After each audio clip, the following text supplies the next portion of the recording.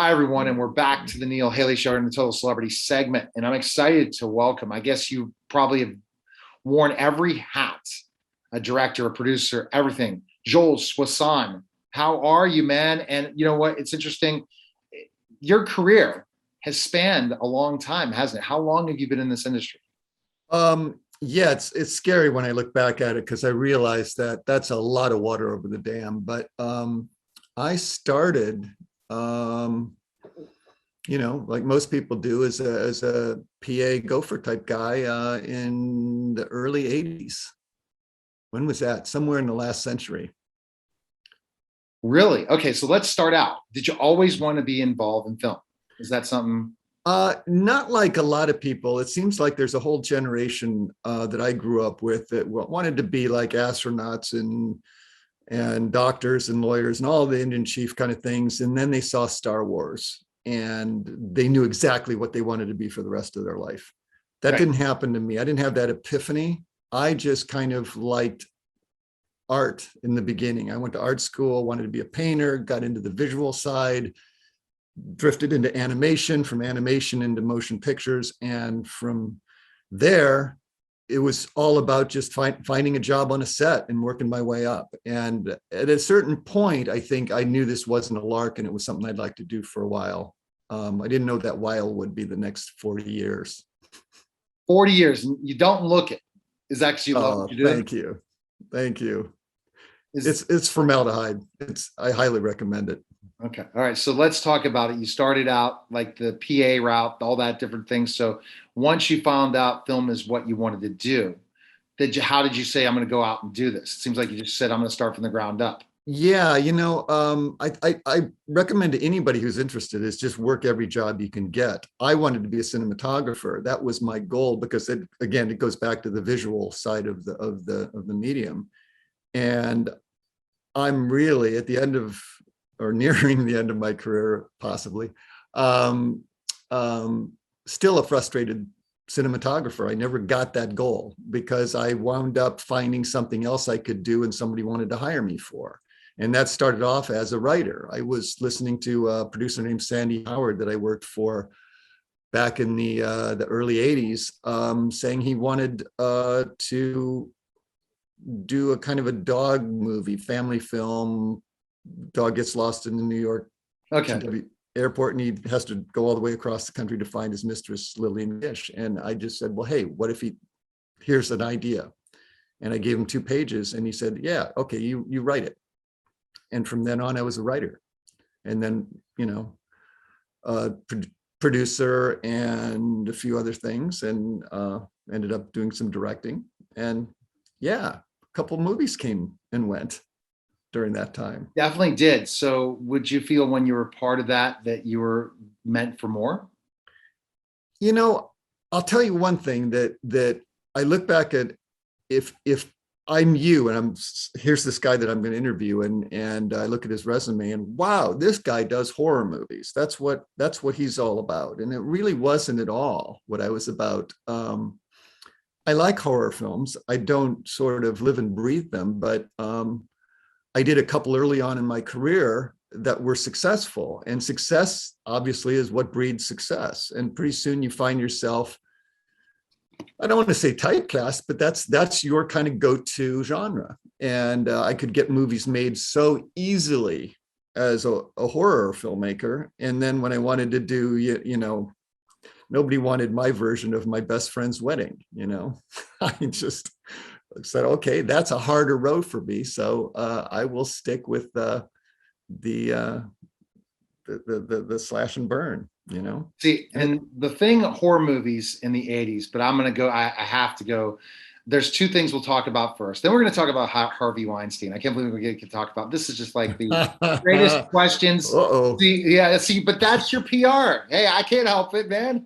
I'm more interested in. I'm honestly really more interested in No worries. and Freddie and Nightmare. My co-host is joining us. Happy to talk about anything. No But we'll worries. just keep talking. So let's Okay. talk first about Nightmare on Elm Street. Mhm. Now, I watched that movie 150 times. I started to get into horror. I had it on a VHS tape that somebody bootlegged. Sorry, I took Mhm. maybe took different things, So I'm keeping track. confessions. Hey, I'm 6'10", so get me in a horror flick. Are you gonna get? Can you ever? Do you think you could use some of my size? You bet. You bet. Absolutely. Okay, all right. Because I don't want lines. I just want to kill people. Okay. Sorry. You are totally right for us. Hey, Dave's here. Dave, we're just keep talking, and you could go question. hey, Dave. And we're talking to Dave. Once Dave's on, his people, we don't see the camera yet because we're just going back and forth. Once I see him talk, he's good. Okay. All right, so let's just jump to Nightmare on Elm Street. Oh my gosh! I mean, how did you get involved in this film? And did you think it would be such a cult classic that people are still talking about today? To the level, yeah. Yes and no, actually. And I have to say, I geeked out on that first one just like you did. I saw that movie and I thought, okay, that is nearly the perfect horror film. And when Bob Shea at New Line called myself and my then producing partner over to make the sequel, it was like, yeah, how could we say no to this? It's just like a dream come true to be involved in that franchise. And it was one of the special horror films that I've been involved in. Some of them, not so excitedly, but definitely Nightmare. How much? It didn't cost much to make. Like it was a cult classic, but didn't expect to be, right? Yeah. Well, Bob Shea made that film on a wing and a prayer with no money. It was like, and he had no profit participation. He sold all his rights away and basically just said, look, I love this film so much. I just want to get it made. And it wasn't until number 2 that we produced that he had a chance to actually make some money and save his then very fledgling studio. And so as important as Nightmare 1 was creatively to Bob, Nightmare 2 was the survival of his whole dream as a film mogul. And it paid off in multiples. It was a huge success. And that's awesome. Dave, were you a fan of Nightmare on Elm Street in the 80s? No, but I was a fan of Bill and Ted. Okay, so we'll go to the Bill and Ted question for you. We'll say Bill and Ted for you. Oh man, I can please everybody on this interview. This is great. It was a bit, and that's what's funny. It's a bit. Oh, here's my joke, I guess. It was a bit gory, and that's probably why. I mean, think about this. Beautiful girls, right? There is everything that you want in a teenage slasher flick. However, it could be a nightmare for people after watching this film. Yeah. And I remember that between that and the Texas Chainsaw Massacre, they're probably the 2 most dangerous films for nightmares for people after watching them, right or wrong? Well, it was a brilliant conceit that Wes had for that film. And why I think it's so brilliant is you can run away from the Texas Chainsaw guy, you can run away from Jason or Michael Myers or any of those guys, but you have to sleep. And how many of us, whether it was finals in school or whatever, we just had to stay awake and couldn't. And that slow fighting sleep and staying awake and knowing you're going to lose that battle. And in this particular movie, you lose that battle, you lose your life. And it was so relatable, much more relatable than being in a camp, in a cabin on a lake in a campground or something. It's like, okay. Yeah, come on, that's not going to happen. But something coming in your nightmares that really happen when we all have nightmares. That's so true. And then to wake up and you couldn't run away. And then to know that your parents were guilty of the reason why you're being stalked in your sleep. So that whole chain of responsibility and guilt that comes through this. I mean, Wes is a master when it comes to the whole psychology of people and not just the latex monster running around, chopping people up. That's what I really got into. What was your job as a producer when you have someone working like Wes? And then I'm going to allow Bill and Ted questions because Dave's already frightened by the nightmare question. Dave's he's wandered off already. Come back, Dave. We'll get to Bill. No, he doesn't have his camera on. That's okay. It's fine. I know. I'm kidding. Anyway, I've worked with Wes time again over the years as a producer, as a writer, on Dracula 2000 that he presented. And I've come in and rewritten like Scream 4, which, you know, he was not too happy about. And I shot trailers first, what was it? Cursed, I think, that he wasn't happy about. I mean, there were things that we clashed on creatively, largely because many of those times I was the guy who was answering to the studio, and he was the other guy saying, "This is how I want to do it as an auteur." So I love the man. I have huge respect for him, but it wasn't always like an easy relationship between the two of us. And in the case of Nightmare 2, it was a very pleasant relationship because he wasn't the director. It was a guy named Jack Shoulder, and he had basically sort of stepped back from it and said, "You know what? I've created the world. Now somebody else gets to inhabit it." And so it was fun to do that. There's two modes in my career. One where we create the world, and the other one where we come into someone else's world and make a sequel out of it. And then you're bound by kind of a Bible of rules, which is kind of fascinating. Okay, now to Bill and Ted. Dave, go ahead. Well, what came first, the chicken or the egg? I mean, were you doing writing, acting, producing, directing first? What and how did Bill and Ted come across your desk, so to speak? There was a very famous Italian producer named Dino De Laurentiis. I don't know if that name rings a bell to anybody, but he came to the US during the 80s and started a studio, De Laurentiis Entertainment Group, to stand up to the studios and compete with them. And he brought us over, having seen Nightmare 2, to make his own little sort of horror film in that world called Trick or Treat, or Trick and Treat, he called it, because he had no idea what Trick or Treat even was. He just liked the name. So he made this horror film, which became a little bit of a cult classic of its own. And the next thing, because of the success of that, he said, "Hey, I'll sign you up to like a 5-picture deal." So we had a development guy named Mike Petzold who was out there looking for the best script he could find. And he brought back in like a week this script called Bill and Ted's Excellent Adventure and said, "You have to make this." And I read it, and I thought it was just amazingly good, but convincing this Italian producer who barely understood English to make this movie about a bunch of kids in San Dimas, California, it was, you know, the whole culture of teenage, you know, Bill and Ted speak was utterly beyond his grasp. But what wasn't was the fact that he had made one of the definitive Napoleon epics. And so when he saw that Napoleon showed up in our movie, that was the breakthrough. It was like, "Oh, Napoleon's in it. Okay. And what about and what? And Genghis Khan. And Genghis Khan, yeah, I don't think he was as wired into Genghis, but Napoleon, man, that was it. And then when he was mistranslated a scene early in the movie that was, I think it was exterior, the world of San Dimas. And I think he interpreted it as the War of San Dimas. So the War of San Dimas, Napoleon, that was really enough to get him into the movie. And we were off and running. Well, whatever it takes. Exactly. That's if I can boil my career down to 3 words, it would be that.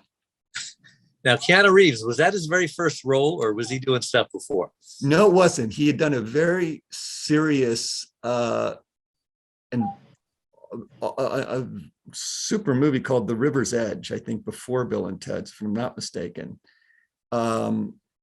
But when he walked in as Ted, I mean, everybody knew that was who there was no more casting after that for that role. He just defined it and owned it, and kind of has owned it ever since. I think there's 2 Keanu Reeves now. There's that guy, and then there's the Matrix guy, and he sort of bounces in between. A brilliant guy, and I think he's deservedly an icon. But yeah, I mean, if there was any kind of aha moment in the movie, in the process of making it, it was Keanu.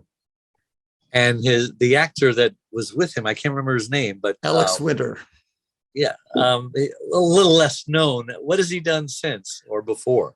Alex, it's interesting that you couldn't really come up with two more different approaches to the filmmaking as a craft. Alex, I thought, was equally good, but he was riding off this kind of thing for us of the Spicoli vibe, you know, that from Fast Times. Yes. We kind of saw and understood what he was and how he sort of fit into the thing. And I think he did brilliantly. But Alex is a thinker. I mean, he wanted to do conceptual movies, avant-garde stuff. He went off and did super daring art films as a director and a writer and an actor, and has done some powerful documentaries recently. And some acting, obviously. He's showed up in the last most recent Bill and Ted, but that's his trajectory. He's a complete filmmaker. So he's successful in his own right as well. Yes, he is. And he's still getting paid probably for Bill and Ted. Yes. A couple nickels and dimes fall into his lap from Bill and Ted. And then they did another one, right? They did Rip was the other newest one, right? Yeah. Okay. All right. So jumping here to Harvey Weinstein before his latest project, I have to go to the first thing about his relationship with Harvey. And now, just I guess I don't know where to go with those questions. Just your experience working with him, because. Well, I'll frame it a little bit differently, because I worked from the mid 90s on to up till about 6 or 7 years ago.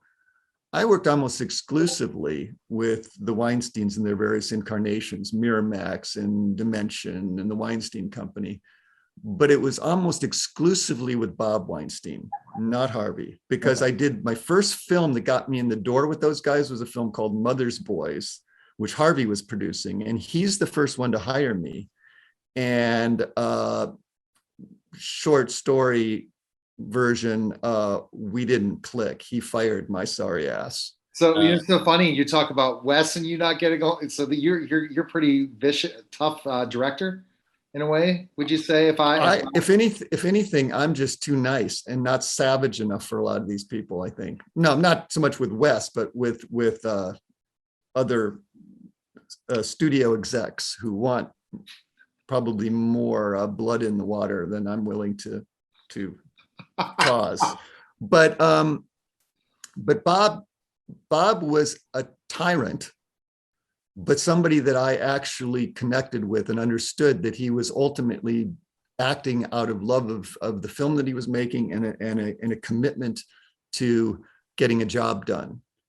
Harvey, I think, was a different animal entirely that I don't pretend to be able to psychoanalyze, except that I was probably one of the charter members of the Harvey Haters Club, even before the whole Me Too thing came along. And such that whenever I was at the Weinstein Company, literally I would sink into a doorway and get out of the way when Harvey was going by, because I didn't want him to stop and look at me and go, "What is that son of a bitch doing in my office? I already fired him." Oh my goodness. Wow. And so, I spent a lot of time avoiding Harvey until there was a certain point when enough distance had been between our encounters that I don't think he would have recognized me and picked me out of a police lineup, in which case I could attend some of the Dimension parties and gatherings and show up on set when he was there. So yeah, I just found that he was a man lacking in any kind of human qualities that I could relate to. And it wasn't until obviously much later that we all saw that there were things that none of us knew that he was doing that surpassed even what I would have accused him of being at the time. Did your association with him, even though it was very minimal, have any impact on, when the proverbial crap hit the fan, so to speak? No, my only question really was, and is to this day, how to deal with. I'm actually friends with Bob Weinstein and would work with him in a heartbeat. Okay. And this whole concept that we as a culture, I'm sorry to drift into this, but That's okay. it's part of the whole Harvey thing, is that there's a tendency for the public to look at Harvey and Bob in the same sphere, that they're two sides of the same coin, and they're not. And I think there's been a great unfairness caused by this tendency to want to drag everybody down by association, that you're your brother's keeper, and that you are responsible for anything that the people in your circle do. And I truly don't believe that Bob was culpable in any way in facilitating Harvey's predations, except to the extent that he might have not stopped him soon enough. But they were barely speaking, if at all, for the last 5 years that I was working there. I mean, there was an enmity between those two that I don't pretend to understand fully, but they were not co-conspirators in Harvey's affairs. And so that, to me, the downfall of both brothers, I think, was an over extension of the revulsion that people had toward Harvey. All right. So tell us about the new film, Max. We're coming close to running out of time. My Best Worst Adventure. It's a family film. I was thinking we're going to go horror and slashing. Now you're totally just taking me. The next horror film, I'm going to be one of your killers, right? That's for sure. We're going to make that happen, right? Yeah. You know what? Forgive me, but it may be a sequel, because I do a lot of horror sequels, and you may wind up like not being the guy that defines that character. You may be the guy, so now he's being played by Neil. When before he was being played by somebody we recognized from Halloween 1. Anyway, this movie is not a horror film, yet in a sort of way it is, because I couldn't escape that that background, I guess, because it's about a girl from LA who's comes from a shattered family that causes her to actually become mute, and she winds up essentially being shipped off to this tiny, bizarre town in northern Thailand, as if she had been dropped on an alien planet and surrounded by predatory monsters. And so that's how she looked at it. And that's how that was my window into the movie. And so I sort of ran with that idea. And how you felt so far about everything, how it turned out and everything? It's probably with respect to Bill and Ted and Nightmare being two of my favorite movies I've worked on, this is the film I am most proud of having been involved with, because it has everything for me. It has character and heart and suspense and comedy and drama and a heavy dose of weirdness, and all centered around this sport of buffalo racing, which is really just crazy in itself. It's these kids that actually ride stampeding buffaloes for sport and risk every time they climb on top of these things of getting trampled to death. And that has become sort of a national sport in Thailand. And wow. It's truly bizarre. It's like watching Seabiscuit with no guardrails. Wow. Speaking of sequels, but please do. Are you the king of sequels? Is that what I read, or is that somebody else? Somebody in some website wrote that I was the direct-to-video sequel king, and okay. I wasn't sure whether it was great to be a king of a small empire, or whether it was better to drop Well, that handle Star entirely. Wars franchise, it's a good thing. Exactly. Any talk about another Bill and Ted, or are they just too old for it to work? That, to me, that's kind of a certain point one wants to move on. And it wouldn't work with new actors, of course, because it's just not the same thing. Yeah, I don't know. I think there's something, and this is just me, of course, being proprietary, but there's something really charming about the first couple, and you just want to leave it. Dumb and Dumberer didn't work, and you just don't go there too many times to the well. For me, is I don't know.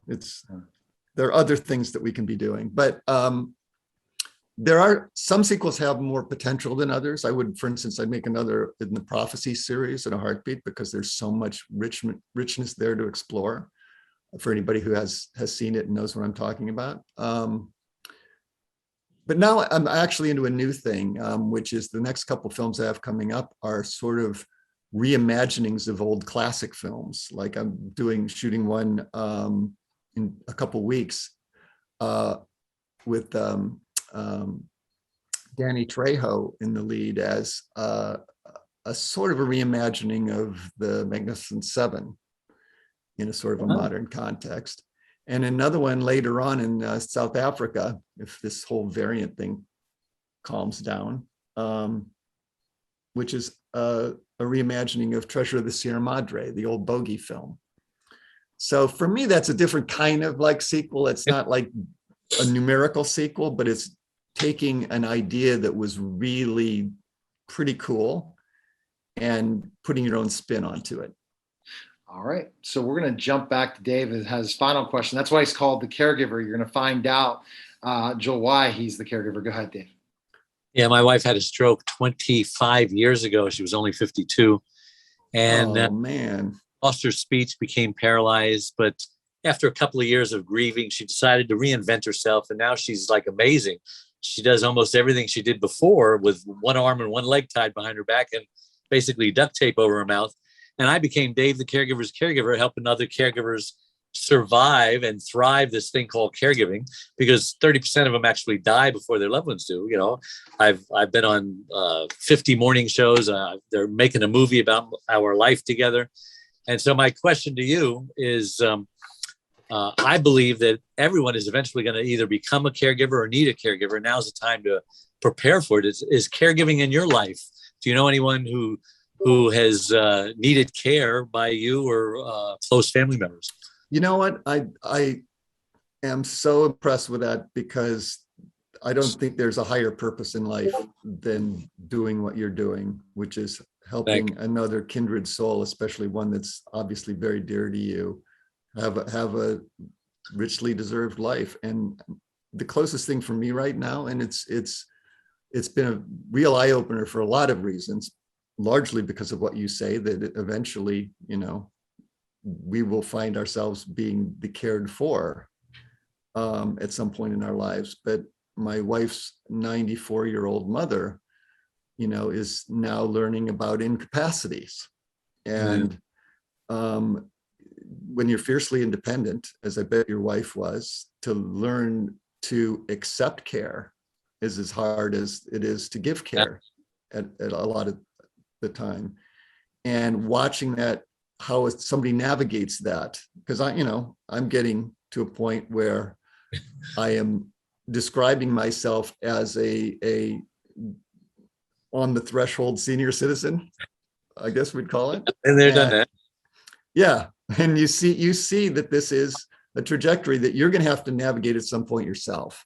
And what a learning experience to see how somebody does it well. Exactly. I can only imagine just the fact that you're still there and smiling, that your wife has figured it out and taught you some really valuable lessons. We're both smiling. Go to caregiverdave.com and you'll find out why.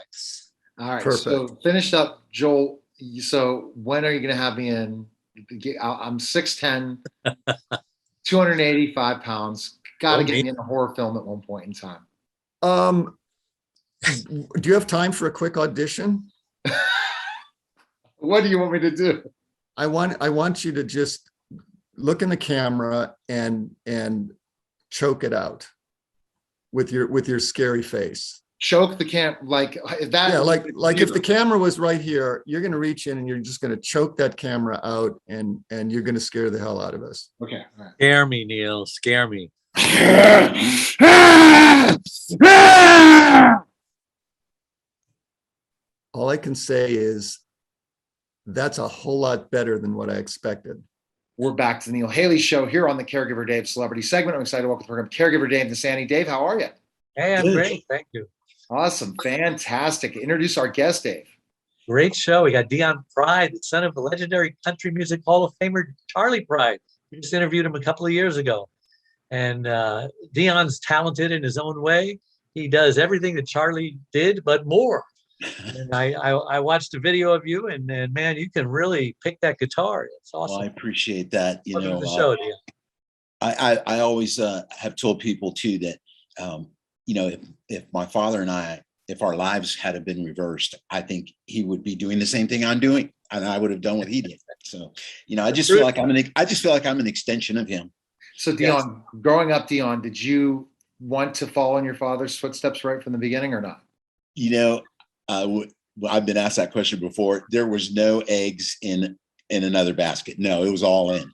I was all in at I started at 5, but when I turned 13, that's when I committed to it. I was saying, this is what I'm going for. This is what I'm going to do. And it's what I love. And, as you said, to do all of the things that I do, the instruments I play and all, it's more than just being his son. Of course, he was my inspiration and has always been my greatest influence and inspiration. But, there's a lot of work and love that goes into what's got me here to this point.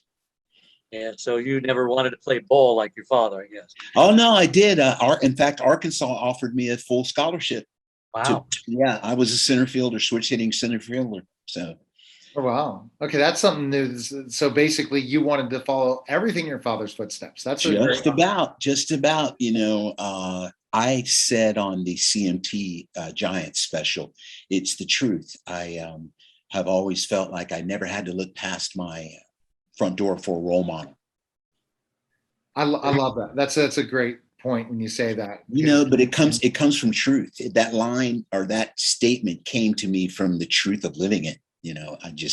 Dad has always pretty much been my hero. You play a lot of instruments. Which one would you say you excel the most at? Oh man, it's hard to say. I would have to, I don't know. My passion is drums and guitar, but my training has been keyboards. I started classical at 8. And so I have a high appreciation for that. But technically, and as far as the technical aspects and theory and all go, I would say piano. But my passion is guitar and drums. No, you live in Nashville? No, I did though from 2002 to 2010. I'm currently right now living in Addison, Texas. Okay, just north of my mom. Okay, so Dion, let's talk about this is really interesting about the role model following in sports with him and music.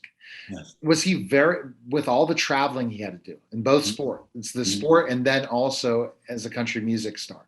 How did he keep that relationship with you going, even though all the traveling he did?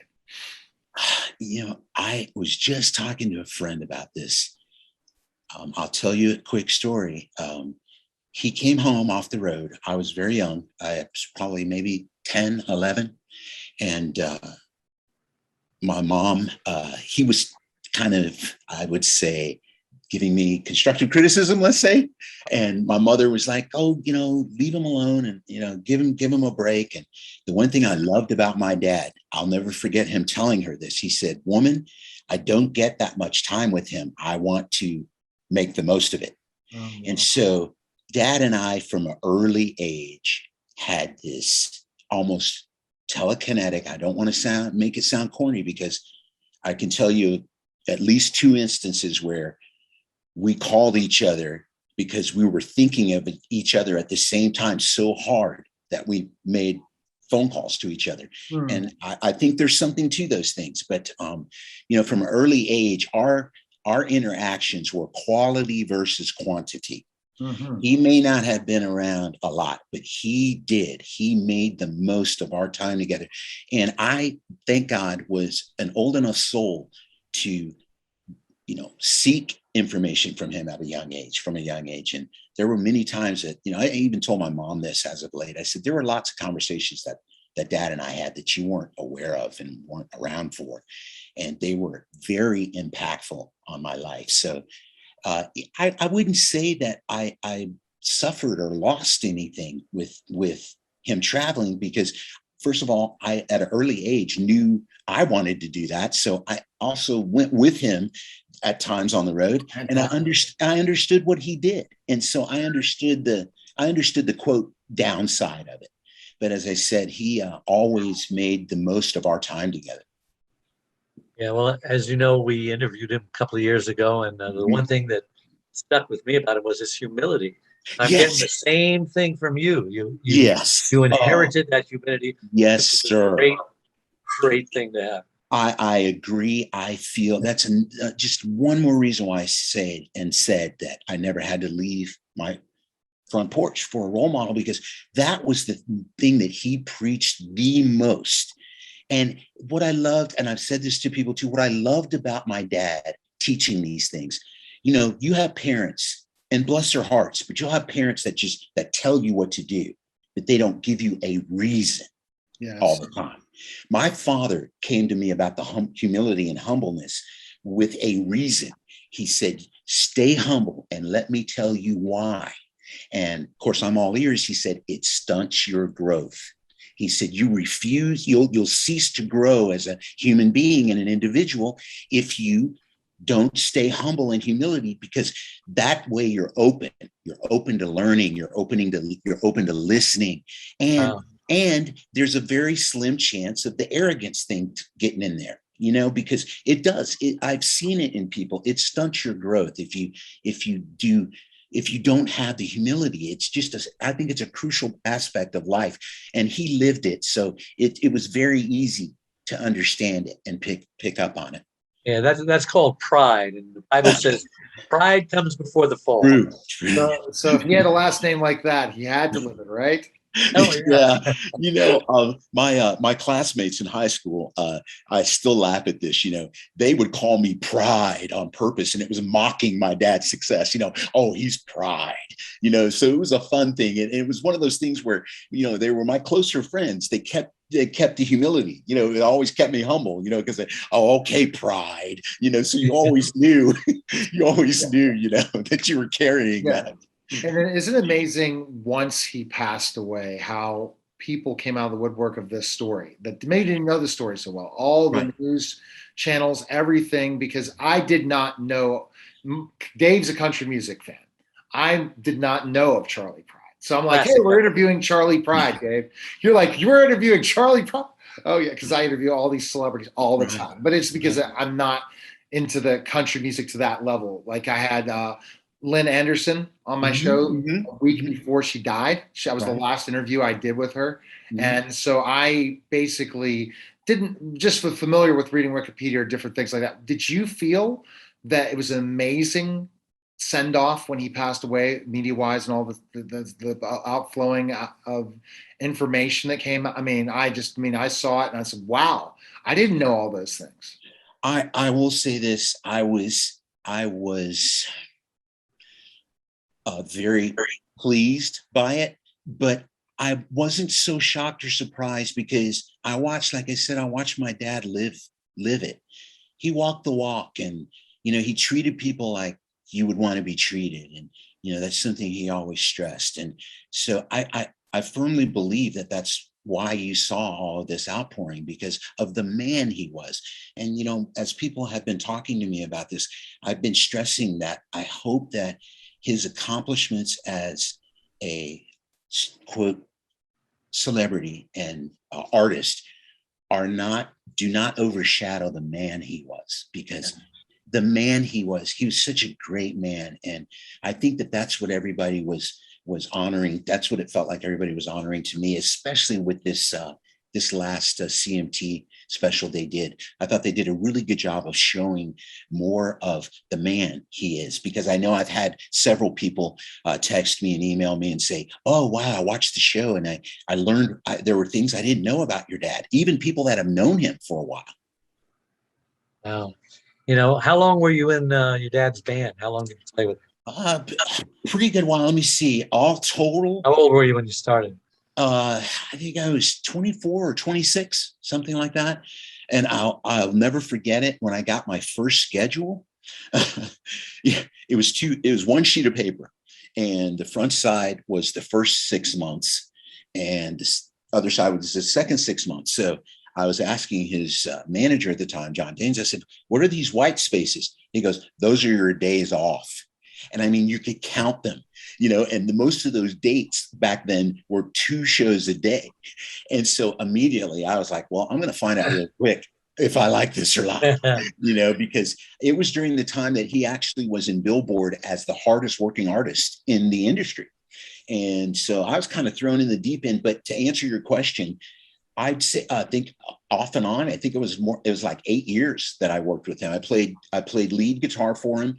I played keyboards for him. I filled in for Danny for a while. And then I opened the show for quite a while. Yeah, he played right up to the end, didn't he? Yes, he did. And, one of the things I like to talk about too is as soon as I got off stage, especially when I was opening up for him, the one thing I always did was, no, I never went back to the hotel. I didn't, go to the audience or go up front or anything. I sat in my dressing room and turned up the monitor because I never got tired. And still to this day, as many times as I've heard my father, I never have gotten tired of hearing his voice. Yes. He's that good. Yeah. And see, that's the thing that people now can, because of music, how it's changed and how it's available everywhere, it really changes it. You know what I mean? It's something, Dion, that changes. It's a game changer because now you can go back and listen to music from any time period. True. And all that stuff. And so, that's great. So I know that you've probably been asked this question, but I lost my father. Let's see, it's been, oh my gosh, I think it was 2 years from late July, and it's been very, very, hard on me. So My I don't know. condolences. My condolences. Thank you. So I, still going through that. Yes. It's not because he is, again, was my best man at my wedding. He was a man who was a great man, as your father was a great man. How hard was this when this finally happened? It's still extremely hard. It's just always just under the surface. I'm sorry. Yeah. I know. It's still hard. And, it happens so quickly. And, like you just said, in a lot of ways, I lost my twin and my best friend in a lot of ways, because there's just a lot of things that, with how close we were, especially that telekinetic way that I talk about, the unspoken things, I'm now realizing there were so many things that we could talk about, and I didn't take them for granted, but there were things musically that we could talk about that I couldn't talk to anybody else about in the context that we would talk about things. And that it was the same way about life. And it's been very hard.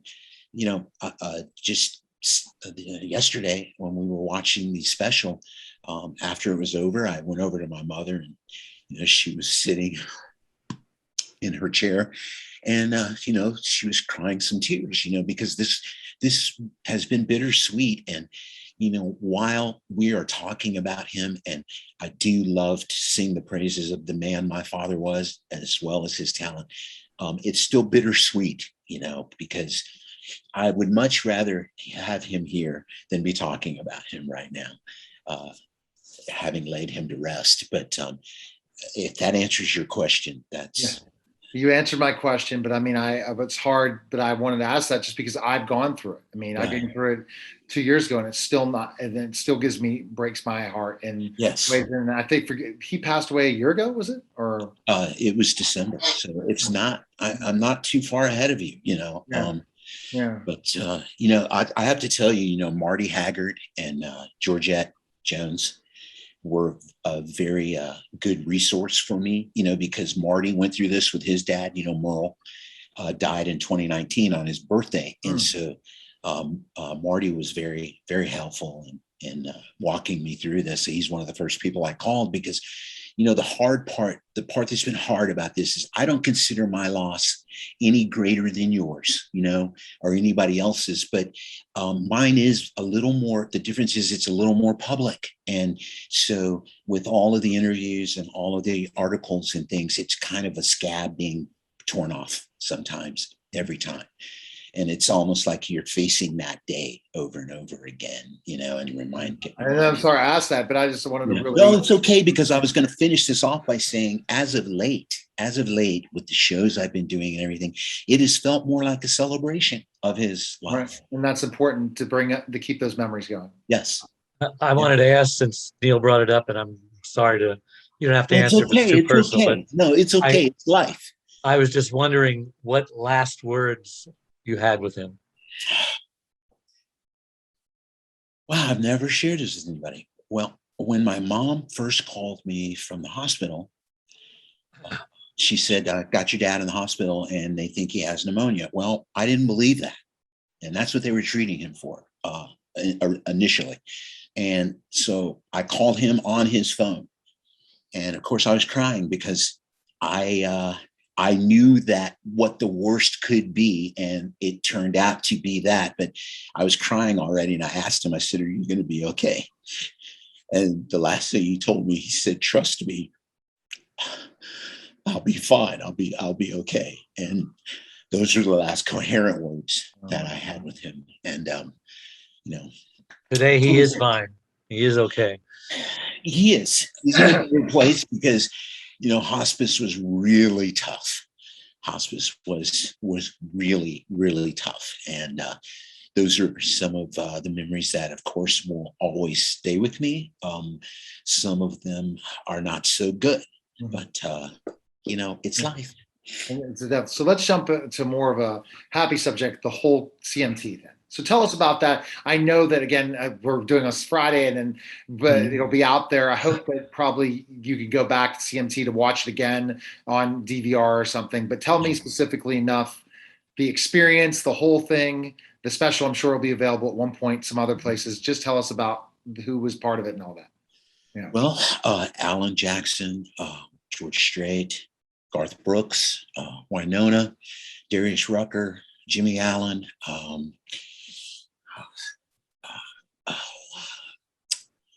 what was her name? She's so good. The first lady that opened the show was from Arlington, and it was my first time meeting her.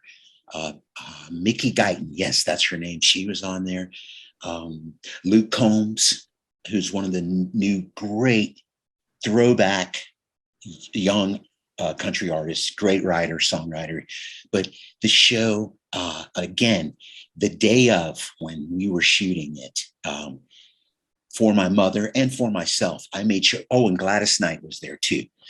I made sure and greeted all of the artists because, my mother wanted me to make sure that everybody knew how grateful and how much gratitude we had for people taking their time out to do this. And to a man and woman, everybody was like, oh, it was an honor to do it. But, that day was bittersweet, but actually it was a day that actually picked me up because of all the stories and love that was given to me by stories that people, the artists, especially like George and Alan Jackson and Garth, the stories they were telling me about my father, the stories that made them feel how my father made them feel so good.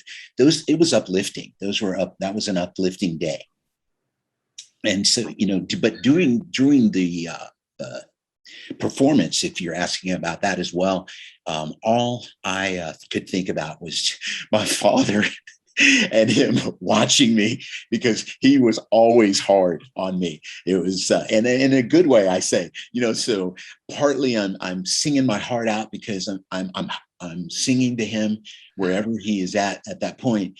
But I was thinking about, don't fuck this up, excuse my language, because my father, he would let you know if you didn't do it right. Yeah. And so my focus was trying to make sure I gave him the best performance of my life. Okay. All right. Good. Now, I just wanted to know before I get asked that last question, what genre? There's classic country, there's today's country, there's rock.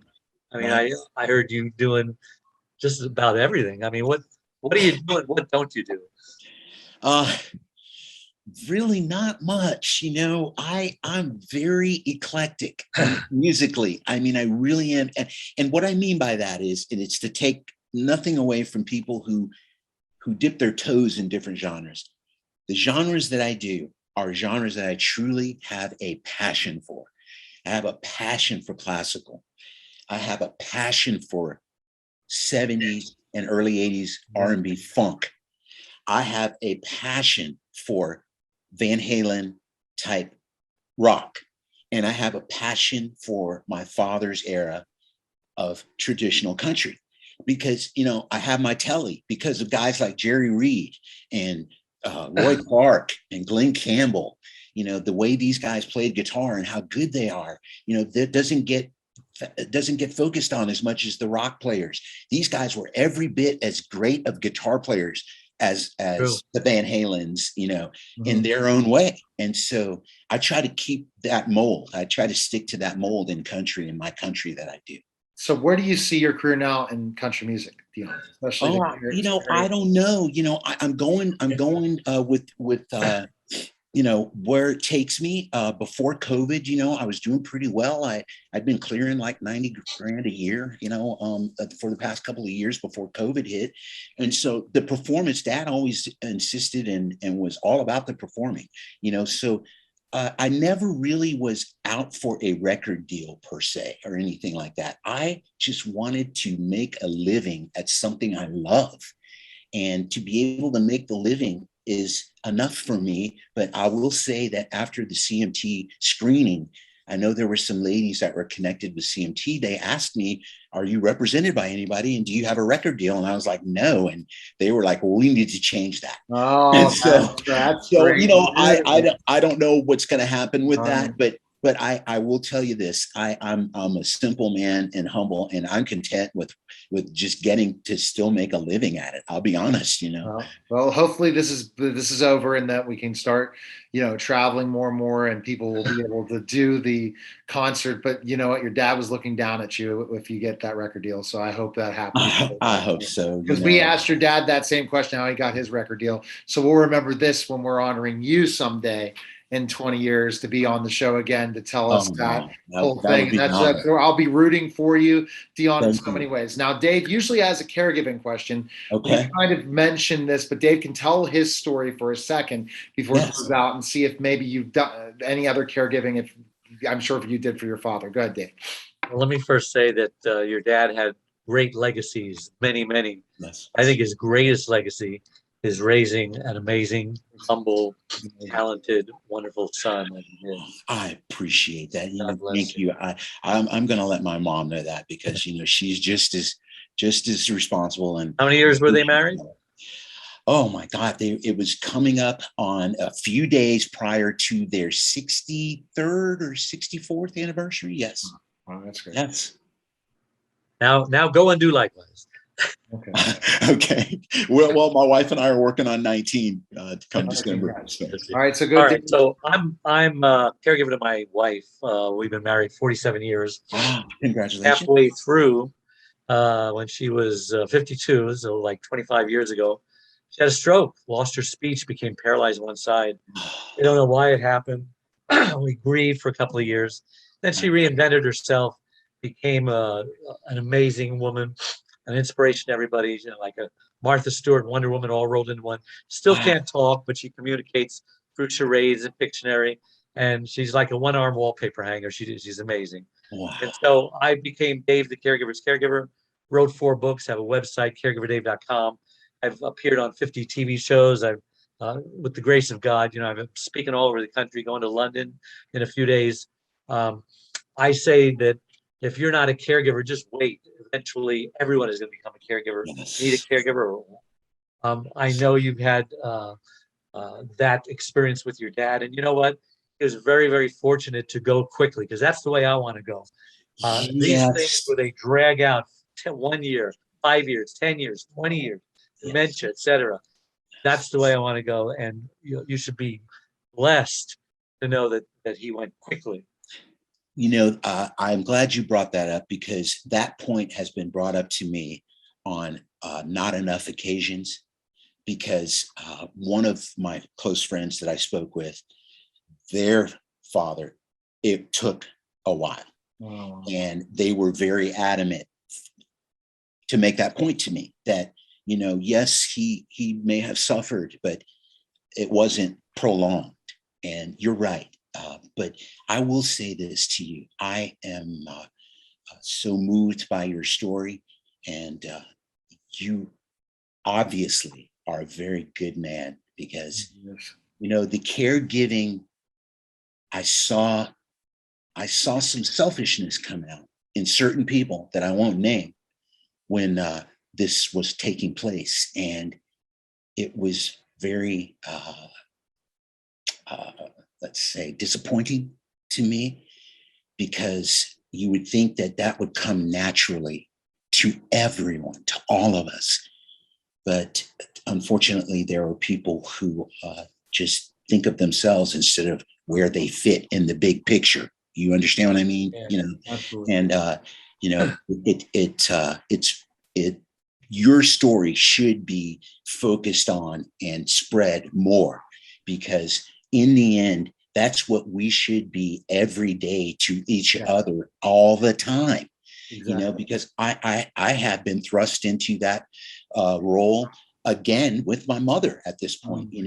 I'm very, very glad that I live where I live right now because I timed it. It's only 7 minutes from her, and she's my priority. She's my priority right now, and I just feel like that's logical. That's it makes that's how it should be. But I admire you, and I admire your story, and God bless you.